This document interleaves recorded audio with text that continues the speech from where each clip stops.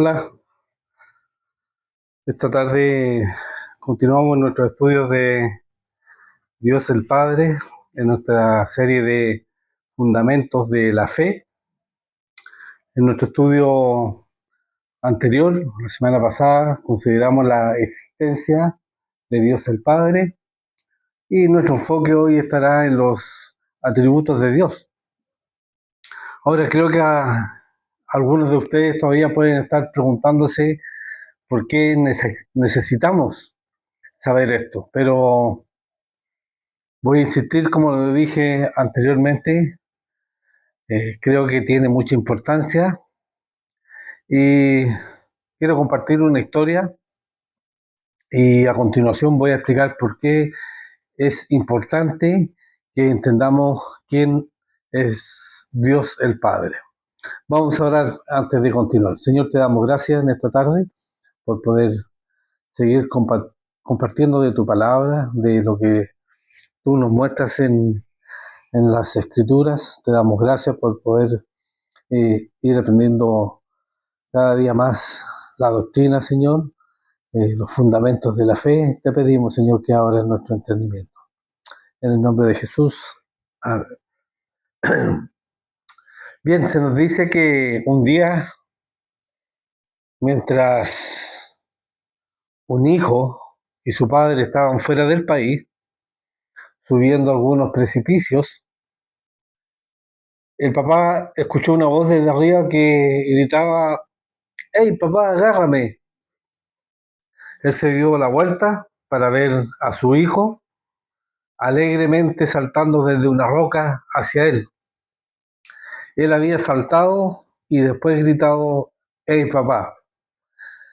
Entonces, este papá se volvió al instante un actor de circo, agarrándolo de una manera espectacular, y ambos cayeron a tierra. Y por un momento, después que lo tomó, el papá apenas podía hablar. Y cuando lo pudo hacer de nuevo, eh, abrió la boca con irritación hacia su hijo. «Hijo», le dijo, «¿puedes darme una buena razón por qué hiciste eso?». Y él respondió con una calma notable. «Claro», le dijo, «porque eres mi papá». Y su total seguridad estaba basada en el hecho que su padre era digno de confianza. Él podía vivir la vida al máximo porque podía ser de confianza. Ahora, la pregunta que nos debemos hacer, ¿no es esto aún más cierto para un cristiano con respecto a Dios su Padre? Y mientras más conocemos a Dios el Padre, más entendemos quién es Él y cuáles son sus atributos, y más podremos confiar en Él. Porque es difícil confiar en alguien que no conoces. Ahora, a medida que vayamos mirando los atributos de Dios, vamos a comenzar a considerar los atributos naturales de Dios y después nos vamos a centrar en los atributos morales de Dios. Y como veremos, cuando concluyamos esta sección, en el fondo sabremos quién es Dios el Padre. Dentro de los atributos naturales de Dios, el primer atributo de Dios que veremos es la omnisciencia, que Él tiene todo conocimiento o que Dios sabe absolutamente todo. Y la idea es que Dios no puede aprender nada porque Él ya tiene conocimiento total de todo. Así que no se puede esconder algo de Dios porque Él ya sabe lo que tú harás antes que lo hagas. Y vamos a ver algunas escrituras para mostrar lo que quiero decir. En Job, capítulo 37, versículo 16, nos dice: ¿has conocido tú las diferencias de las nubes, las maravillas del perfecto en sabiduría? Y fíjense, Dios es perfecto. en conocimiento. Y nuevamente, a lo que les dije anteriormente, Él no tiene que aprender ninguna cosa porque Él sabe absolutamente todo. Y no solo Dios es perfecto en sabiduría, sino que también Él sabe todas las cosas. Todos los acontecimientos que llegarán a pasar, Él lo sabe antes de que incluso ocurran. En Isaías capítulo 42, verso 9 dice, He aquí se cumplieron las cosas primeras y yo anuncio cosas nuevas. Antes que salgan a luz, yo os las haré notorias. Y solo Dios puede hacer esto a pesar de lo que dicen algunos que pueden predecir el futuro.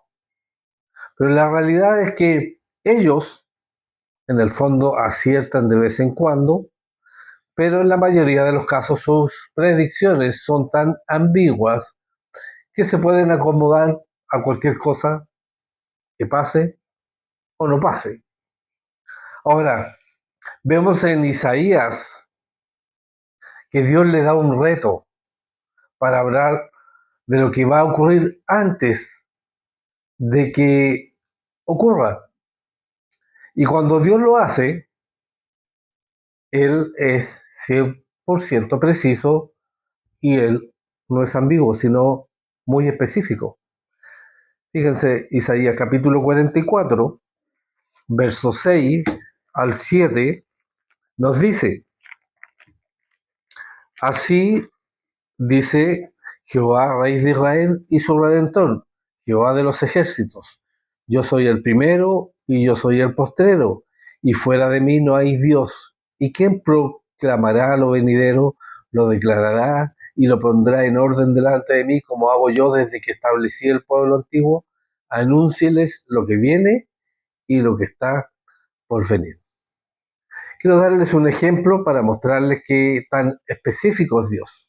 Cuando Él nos dice lo que va a ocurrir, lo que aguarda en el futuro, y esto es solo una de muchas y varias predicciones que encontramos en la Biblia. En Miqueas capítulo 5, versículo 2 nos dice, pero tú, Belén Efrata, pequeña para estar entre las familias de Judá, de ti me saldrá el que será Señor en Israel, y sus salidas son desde el principio, desde los días de la eternidad. Y esto habla del Mesías venidero y, e incluso dónde él iba o debía nacer. El Dios eterno convirtiéndose en carne y nacido en Belén. Ahora la pregunta es, ¿cómo sabemos que esto habla del Dios eterno? Porque nos dice que Él es desde la eternidad, o sea, más allá del punto en el infinito, mucho más. Y lo que en realidad quiere que noten es también su lugar de nacimiento, porque Dios es muy específico y dijo en Belén. El Mesías, el Dios eterno, iba a convertirse en carne, nacido en la ciudad de Belén y específicamente en Belén Efrata. Y Dios específicamente señaló en cuál Belén el Mesías debía nacer. No la que está en Zabulón, según Josué capítulo 19, verso 15, sino la que está en Judá, Belén Efrata. Entonces podemos ver qué tan específico es Dios cuando Él nos dice lo que sucederá en el futuro, hasta el detalle más mínimo, porque Él sabe absolutamente todas las cosas y nada es una sorpresa para Él. Él nos dice en algún lugar va a suceder. No, cuando Dios nos dice algo que va a ocurrir en el futuro, Él es muy específico. Es más, Dios también sabe cómo es nuestro corazón.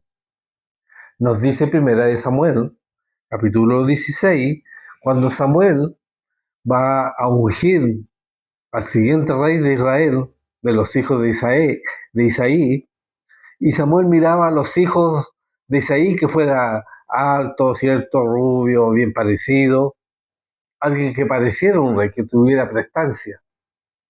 Y nos dice 1 Samuel capítulo 16, verso 7, y Jehová respondió a Samuel, no mires a su parecer, ni a lo grande de su estatura, porque yo lo desecho. Porque Jehová no mira lo que mira el hombre, pues el hombre mira lo que está delante de sus ojos, pero Jehová mira el corazón. Entonces, el Señor mira el corazón porque Él sabe cómo es en cada uno de nosotros. O sea, no hay sorpresas para Dios, como dije anteriormente. Nos dice también el libro de los Salmos, en el capítulo 139, verso 1 al 4, dice, oh Jehová, tú me has examinado y conocido, tú has conocido mi sentarme y mi levantarme, has entendido desde lejos mis pensamientos, has escudriñado mi andar y mi reposo, y todos mis caminos te son conocidos, pues aún no está la palabra en mi lengua, y he aquí, oh Jehová, tú lo sabes, tú la sabes toda. Entonces Dios sabe todo acerca de nosotros, sin embargo, aún conociéndonos absolutamente, Él aún nos ama. Y eso es un alivio y un consuelo, pero no solamente para mí, debiera ser también un consuelo para ti. Porque a pesar de todo, a pesar de cómo somos, Dios nos ama. En el Nuevo Testamento Jesús nos dice en Mateo capítulo 6, versos 7 al 8, nos dice, y orando, no uséis vanas repeticiones como los gentiles que piensan que por su palabrería serán oídos. No os hagáis pues semejante a ellos, porque vuestro Padre sabe de qué cosas tenéis necesidad antes que vosotros las pidáis. Y nuevamente, esto tiene sentido si Dios sabe todo de nosotros, Él sabrá lo que necesitamos antes de que incluso se la pidamos. Y viene la pregunta entonces, ¿por qué deberíamos orar si Dios sabe lo que necesitamos? Por una razón muy simple, porque cuando oramos y Dios contesta esas oraciones, Él obtiene la gloria y nosotros no pensaremos como algunos que fue simplemente buena suerte o cualquier cosa, el azar. Jesús también dijo finalmente en Mateo capítulo 10, verso 29 al 30, no se venden dos pajarillos como por un cuarto, con todo, ni uno de ellos cae a tierra sin vuestro Padre, pues aún vuestros cabellos están todos contados. Pregunta, ¿cuántos de ustedes saben la cantidad de cabellos que tienen en su cabeza? Y es muy difícil de contar. Yo creo que ninguno sabe. Pero Dios sí lo sabe. Y quizás para algunos tiene que ir haciendo cálculos cotidianamente porque se le están cayendo los pelos, ¿cierto? Haciendo cálculos más rápidos que de lo que nosotros pudiéramos pensar. Pero fíjense, Él sabe ese detalle insignificante porque Dios sabe todo lo que ocurre y Él sabe estas cosas incluso antes que ocurran porque Dios es omnisciente. O sea, Dios sabe todo, absolutamente todo, porque Él es omnisciente. En segundo lugar, en, en estos atributos naturales de Dios, también nos encontramos con la omnipresencia. O sea, que Él está presente en todas partes. Y este siguiente atributo de Dios que veremos es que Él es omnipresente o que Dios trasciende todo espacio y limitaciones espaciales. Todas aquellas limitaciones en los espacios Dios las trasciende. De modo que Él está presente en todas las partes, o sea, no está esparcido a través del universo, sino está presente en todas partes. Y este es otro concepto difícil que debemos entender, pero es lo que la Biblia enseña. Por lo tanto, debemos creerlo por fe. En primer lugar, las escrituras nos enseñan que el universo no puede contener a Dios. Nos dice la Biblia que Salomón, cuando estaba dedicando el templo, en Primera de Reyes capítulo 8, verso 27, dijo, pero ¿es verdad que Dios morará sobre la tierra? Y aquí los cielos de los cielos no te pueden contener, cuanto menos esta casa que yo he edificado. Ahora, al decir esto, nos estamos enseñando un punto de vista panteísta. ¿Qué es lo que es el panteísmo? El panteísmo es la perspectiva que Dios es todo y todo el mundo es Dios. Y que todo y todo, absolutamente todos y todo es Dios. En el fondo, el panteísmo es muy similar al politeísmo, la creencia en muchos dioses, pero el panteísmo va más allá enseñando que todo es Dios. Un árbol es Dios, una roca es Dios, un animal es Dios, el cielo es Dios, el sol es Dios, tú eres Dios, y así podríamos continuar nombrando absolutamente todas las cosas que son Dios. Ahora, esto no es en absoluto lo que estamos diciendo o lo que las escrituras enseñan. Su presencia llena el universo y dice, y no puede contener a Dios. En Jeremías capítulo 23, verso 23 y verso 24 dice, ¿soy yo Dios de cerca solamente? Dice Jehová, y no Dios desde muy lejos. ¿Se ocultará alguno, dice Jehová, en escondrijos que yo no lo vea? ¿No lleno yo, dice Jehová, el cielo y la tierra? Entonces, Dios llena todas las cosas.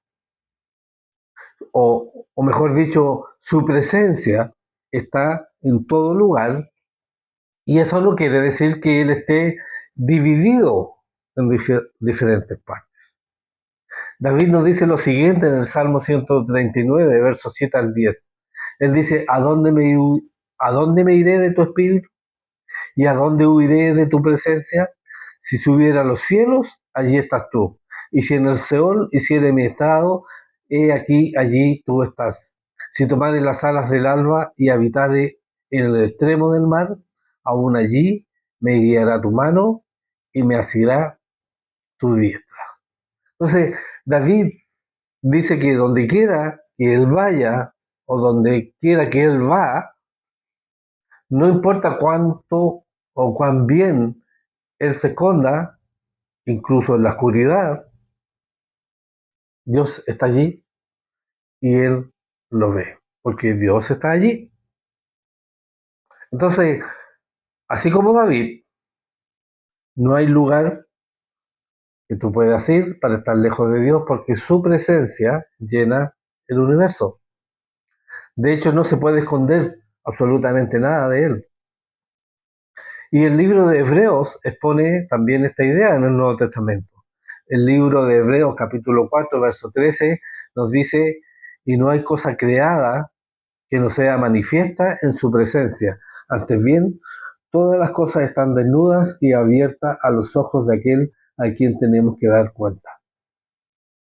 Y en el libro de Hechos, capítulo 7, cuando Esteban está dando una defensa de su fe en Cristo, nos dice Hechos capítulo 7, verso 47 al 50, más Salomón le edificó casa, si bien el Altísimo no habita en templos hechos de mano, como dice el profeta, el cielo es mi trono y la tierra el estrado de mis pies. ¿Qué casa me edificaréis, dice el Señor? ¿O cuál es el lugar de mi reposo? ¿No hizo mi mano todas estas cosas? Y el punto de Esteban, cuando él está haciendo esta defensa ante los religiosos, es que Dios es más grande que cualquier templo. Y por supuesto, el templo era un símbolo de la presencia de Dios. Pero como en aquel entonces